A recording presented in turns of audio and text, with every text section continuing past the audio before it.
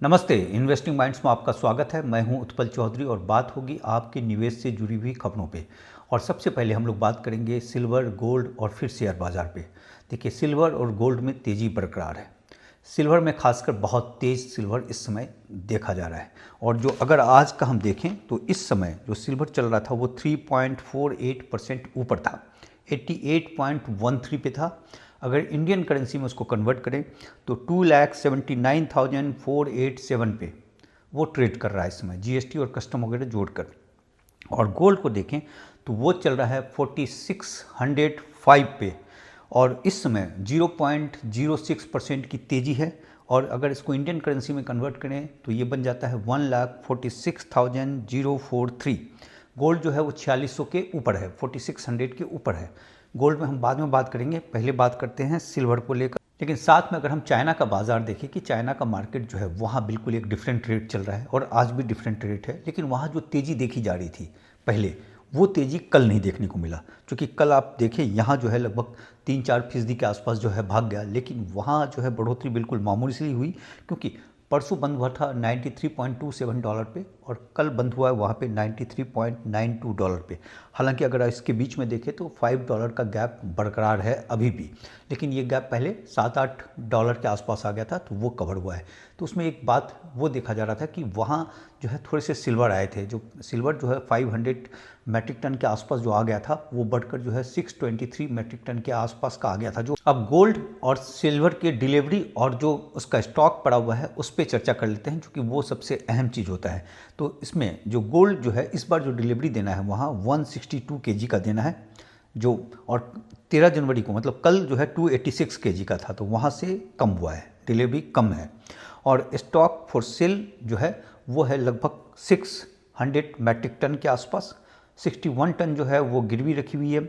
Not for sale है 529, ये कल से जो है 1 टन घटा है और सेल भी जो है 1 टन घटा है, मतलब 1 टन जो है निकला है और टोटल आ गया 1129 टन के आसपास जो है टोटल उसके पास पड़ा हुआ है।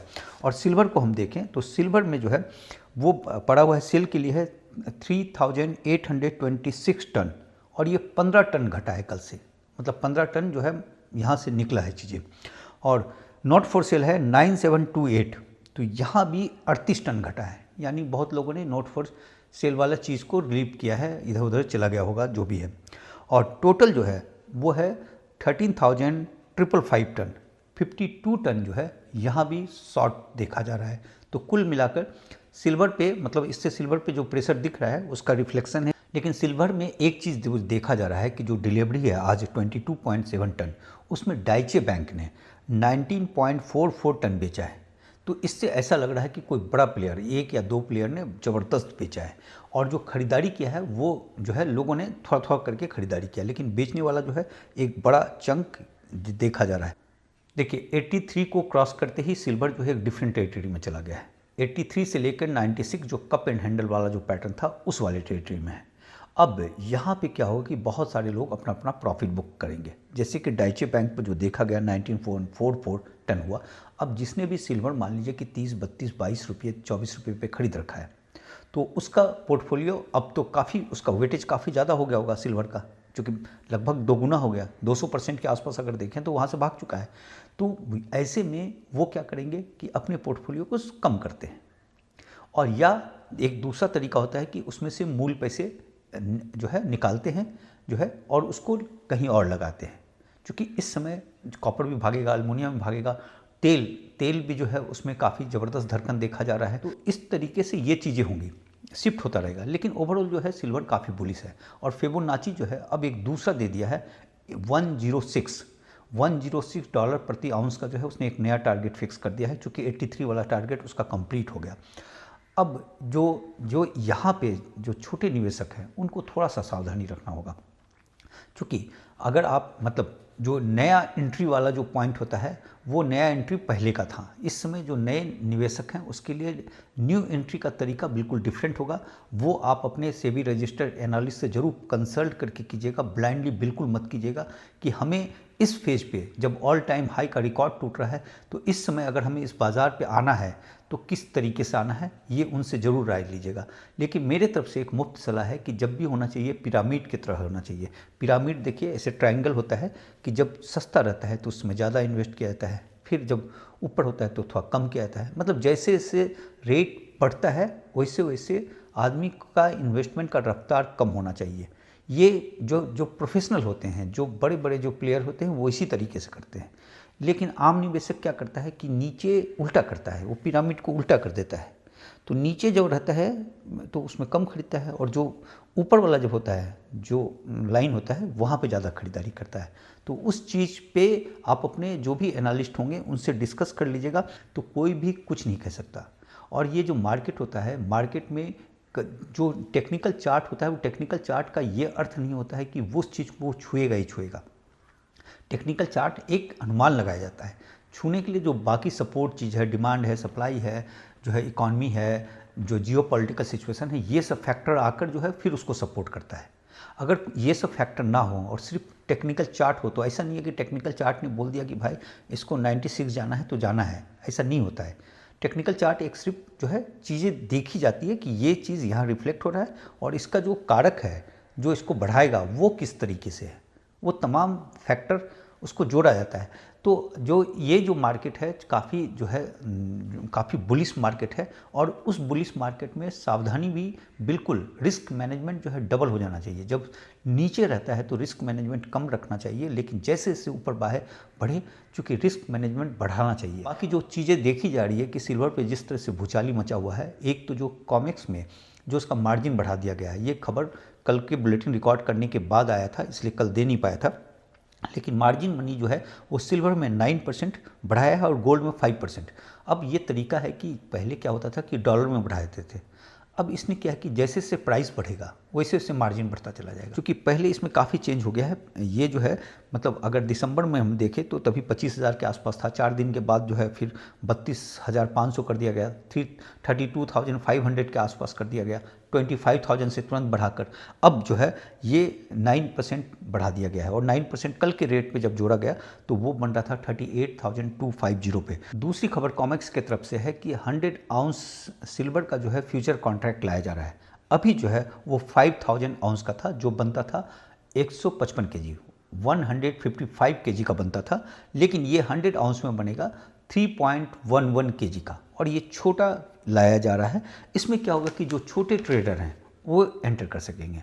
अभी जो सिल्वर पे फ्यूचर पे जो काम हो रहा था वो बड़े बड़े बैंकर कर रहे थे, चूँकि 155 केजी का था एक कॉन्ट्रैक्ट, तो उस पर बट नेचुरल सी बात है कि उसमें महंगे लोग आएंगे, तो इसको जो सस्ता किया गया है 3.11 का जो लाकर दे रहे हैं, ये 9 फरवरी से चालू हो जाएगा। तो इसमें छोटे जो है इन्वेस्टर, छोटे ट्रेडर्स आएंगे। अब इसके पीछे ये मंशा जताया जा रहा है कि जिस तरीके से फिजिकल का मांग हो रहा है, लोग जो है अब जो रिटेलर आ रहे हैं या छोटे ट्रेडर आ रहे हैं वो फिजिकल मांग रहे हैं, तो फिजिकल है नहीं, तो उससे ध्यान भटकाने के लिए ये स्कीम लाया गया है। एक चीज़ ये देखा गया है कि यूएस मिंट की तरफ से एक खबर आई है कि जो पहले वो जो कॉइन देते थे अब वो कॉइन नहीं देंगे, क्योंकि जो है सिल्वर की कमी जो देखी जा रही। और एक बहुत महत्वपूर्ण खबर है कि अमेरिका के जो ट्रेजरी सेक्रेटरी हैं उन्होंने एक बैठक बुलाई और उसमें दुनिया के तमाम फाइनेंस मिनिस्टर गए। हमारे यहाँ से जो है अश्विनी वैष्णव गए थे, और वहाँ इस पे जो मीटिंग जो बुलाई गई थी वो क्रिटिकल मिनरल्स और रेयर अर्थ को लेकर था। उसमें चाइना को इनवाइट नहीं किया गया था, उसमें जो है ऑस्ट्रेलिया था, कनाडा था, यूरोपियन यूनियन के जो कंट्री सब थे, जो है इंडिया था, और उसके बाद जाकर जापान था, मैक्सिको था, साउथ कोरिया था, यूके थे, तो ये सब थे। और इस पे ये कंसर्न जताया गया कि जो सप्लाई चेन जो टूट रहा है उसको स्मूथ किया जाए, नंबर 1, और एक कंट्री को जो ज़्यादा चला जा रहा है उस चीज़ को देखा जाए।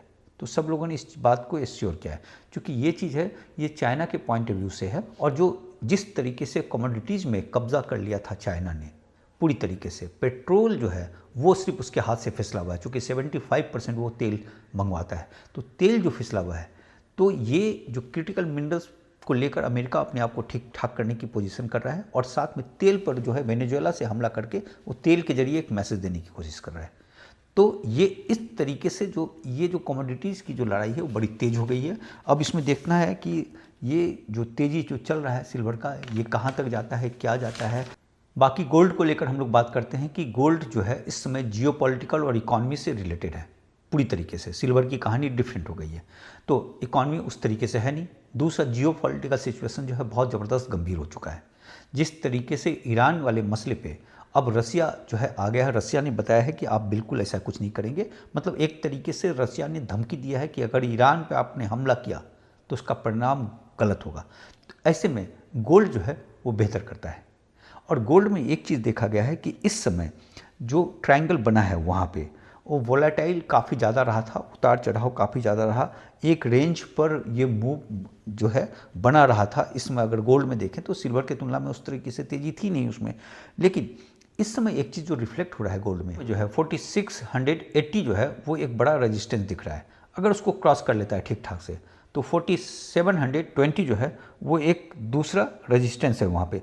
तो अब देखते हैं गोल्ड किस तरीके से आगे बढ़ता है। हालांकि जो चीज़ें हैं उस गोल्ड को काफ़ी ज़बरदस्त ढंग से सपोर्ट कर रहा है। गोल्ड को लेकर एक दूसरी खबर है कि सऊदी अरबिया का जो सरकारी माइनिंग कंपनी है मैडान, उसने एक 4 एरिया आइडेंटिफाई किया है जिसमें गोल्ड है ठीक ठाक, और ये जो है 242.6 टन गोल्ड वहाँ मिला है।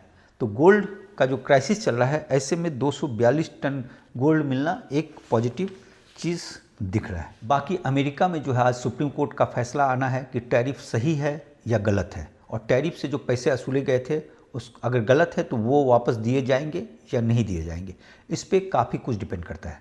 और ये खबर मान लीजिए कि सपोज़ कि इसके टैरिफ वाले रूल को पलट देता है तो वो गोल्ड सिल्वर के लिए बेहतरीन खबर हो जाएगा।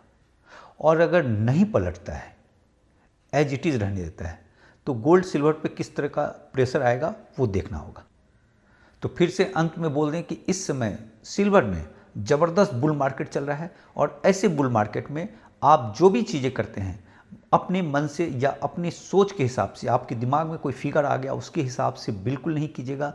जो भी कीजिएगा आप जो भी एक्सपर्ट होंगे, जो भी एनालिस्ट होंगे, उनसे पूछ कर सलाह करके ही कीजिएगा जो है। और रिस्क मैनेजमेंट जो है वो स्ट्रांग रखिएगा। जो नीचे जब था रिस्क वो अगर कम था, इस वक्त रिस्क मैनेजमेंट काफ़ी स्ट्रांग रखना है, ये जानते हुए भी कि तमाम चीज़ें डिमांड सप्लाई से लेकर, चाइना का क्राइसिस से लेकर, गवर्नमेंट की तमाम पॉलिसी से लेकर जो है वो सपोर्ट कर रहा है सिल्वर को कि सिल्वर काफ़ी बुलिश है।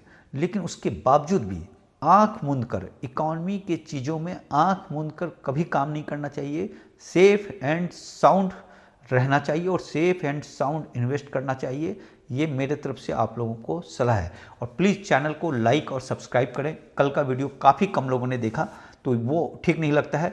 दूसरे पॉडकास्ट देता हूं तो वहां जमकर लोग देखते हैं, वहां लाख लाख लोग देख लेते हैं, लेकिन अपने चैनल में ही लोग उस तरीके से देखते नहीं हैं, क्योंकि आप लोग लाइक करते नहीं है ना। लाइक करने में जो है वो आप लोग कंजूसी कर देते हैं, तो उसके कारण जो है वो फ़र्क पड़ जाता है। बाकी हम लोग अपने शेयर बाज़ार के बारे में बात कर ले कि हमारे शेयर बाज़ार में जो है कल 58 पॉइंट की नरमी देखी गई, और जो है ये बंद हुआ है 25,732 पे। सेंसेक्स बंद हुआ 83,627 पे, 250 पॉइंट की कमी थी, 0.30% की नरमी रही। मिड कैप में 0.14% की जो है नरमी रही, स्मॉल कैप में 0.64% की तेज़ी थी, पीएसयू में 0.16% की तेज़ी थी।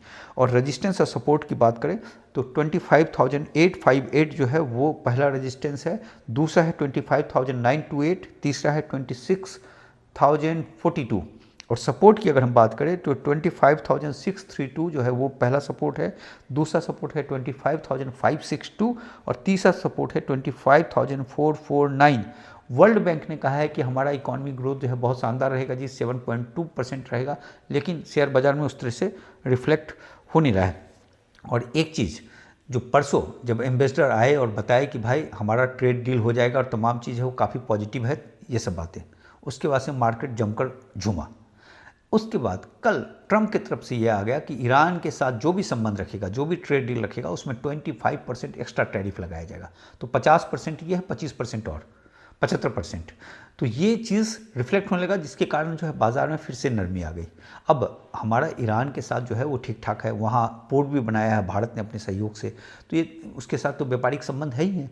तो अब इस चीज़ पे ये एक नया टैरिफ का जो खतरा मंडराने लगा है, ये किस तरीके से टलता है वो सबसे अहम बात है।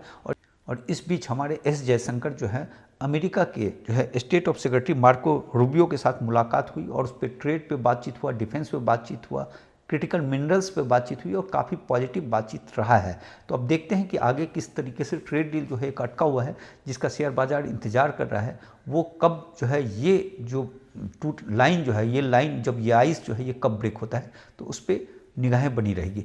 बाकी देखते हैं कि आज जिस तरीके से जियो पॉलिटिकल सिचुएशन बिगड़ रहा है, उस पर शेयर बाजार किस तरीके से रिएक्ट करता है। बस इतनी ही खबर है, कल मिलते हैं।